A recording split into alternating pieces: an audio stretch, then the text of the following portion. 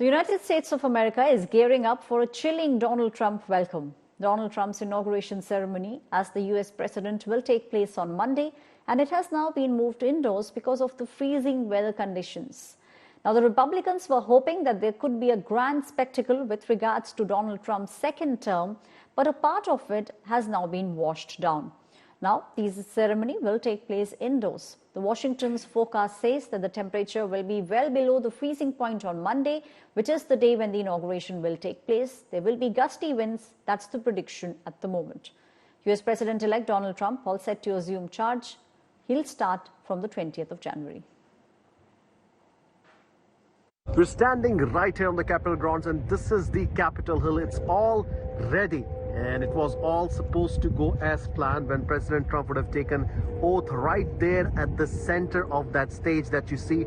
You still see people working below the stage, but this is where the President of the United States usually takes oath for the office. But today, he has decided, and President-elect Trump has decided, that he would not do that due to inclement weather.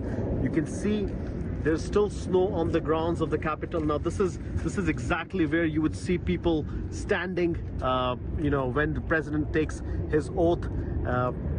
It is not going to happen. And there are about 500 to 700,000 people that were supposed to be here. But all you see are some supporters of President Trump who are coming here before everything closes down.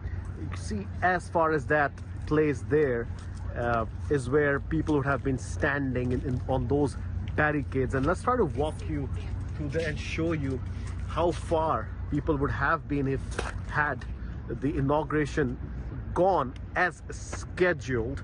But now there are reports that they haven't decided as to who will get entry into the Capitol One Arena. And this is what you usually see, the pictures and the videos that you see on the day of inauguration. This is for where people would have stood and would have seen President Trump take oath. But all of this, as I'm saying, is going to be mostly empty because President Trump has now decided that he will get his oath inside the Capitol below that rotunda.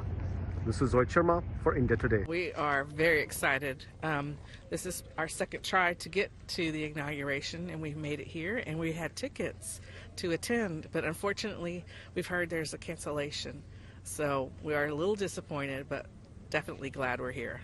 I mean, Paul, no prizes for guessing who you voted for. Just, President Trump coming in again, becoming the 47th president. What's the mood like in the nation? I think it's really upbeat now. I think everybody's ready for some change and ready for hopefully for positive change for the country to move in a positive direction. My colleague Rohit Sharma is joining me from Washington, D.C. Rohit, a new beginning, big changes on the cards from what we understand for Americans. The entire world is very closely watching the beginning of Donald Trump's second term. This was supposed to be another stab, when you remember in 2017 when he took oath, he was talking about crowd sizes, and this time around he had wanted a lot of people to come out to his oath ceremony, but that's unfortunately not going to happen.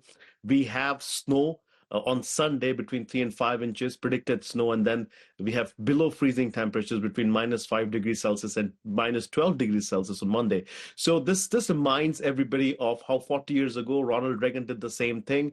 At that point in time it was freezing, and he had decided that he would take oath inside the Capitol Hill. So not going everything planned as far as Donald Trump is concerned. A lot of supporters getting disappointed by the fact that they have the tickets, but they won't be able to watch their president taking oath at the Capitol. However, he has promised that he's going to make his way right after the swearing-in ceremony. He's going to go to the Capitol One Arena, which is in Chinatown here in Washington, D.C., where he will go ahead and address supporters much, much, much less. The capacity of that arena is only 20,000, and he said he will definitely make it a point to go there, which will be followed by a small short parade and then the 3 inaugural balls that are usual for a presidential inauguration. So a bit of cold start for Trump 2.0 there, Aishwarya. Rohit, the Americans voted en masse for Donald Trump. Do you think you've been speaking with the people that you have been speaking with the experts?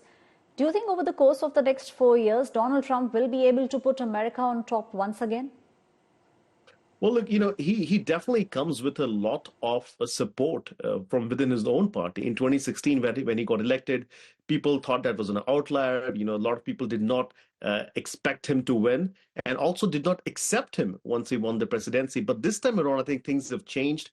He's coming in with a very good mandate. He's got a majority in Senate. He's got majority in the House. He's putting the right people. People say he's putting loyalists, but people that he thinks he can work with and, could possibly help him get his agenda implemented, unlike Trump 1.0. So it remains to be seen what he will do. We definitely do know that the first 100 days are critical.